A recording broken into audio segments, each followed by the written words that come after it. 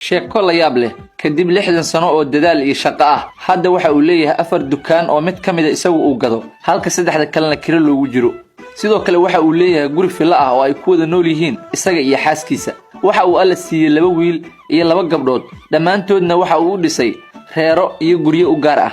sidoo kale waxa uu leeyahay caruur uu awoow u yahay oo uu jecel yahay sida ubaxa oo kale waxa uu haystaa nolol degan oo macaan markii uu dilaacay caabuqa corona xaaskiisa ayaa ka codsatay inuu xiro dukaanka si uusan u haleelin caabuqa hase ahaatee waxa uu ku adkaystay inuu shaqaysto oo uusan xirin dukaanka maalintii dambe ayay xaaskiisu martiqaad u samaysay ilmihii si ay odayga uga dhaadhiciyaan inuu ka joogo dukaanka aabuhu arrinkaas lama socdo laakiin waxa uu la kulmay xaaskiisa oo murugsan oo dul fadhisa miis martiqaad ah markii uu yimid galabtii waxa uu weydiiyay cidda ay martiqaadka u samaysay waxay u sheegtay inay u fidisay carruurtii laakiin dhammaantood ay u sheegeen marmarsiyo been ah oo aysan iman isagoo ilaalinaya dareenka xaaska ayuu ka joogay dukaankii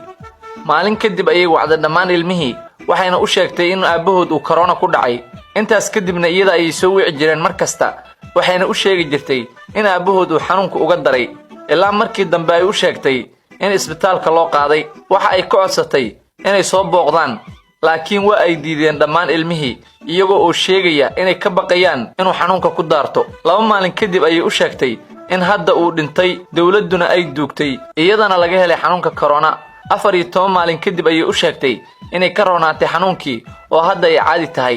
subaxdii dambe ayay yimaadeen iyaga carruurtoodii iyo xaasaskoodii oo wada kartoono timir ah oo is-ooysiinaya kadib faataxa ayay aabahood u mareen ilaahay inuu u naxariisto maadaama uu dhintay aabuhuna waxa uu ku dhuumanayaa qolka dambe ilmuhu waxa ay wateen waraaqado ay ku qoran tahay sida ay u qaybsanayaan dhaxalka waxa la socda wadaad qabiir ku ah qaybinta dhaxalka hooyadood ayaa ka codsatay inay sugaan dhaxal qaybinta inta ay asayda ka dejinayso laakiin waa ay diideen ilmihii markii ay dhameeyeen qaybinta dhaxalka ayaa qolkii waxa ka soo baxay aabihii sidoo yeelana waa la ogaa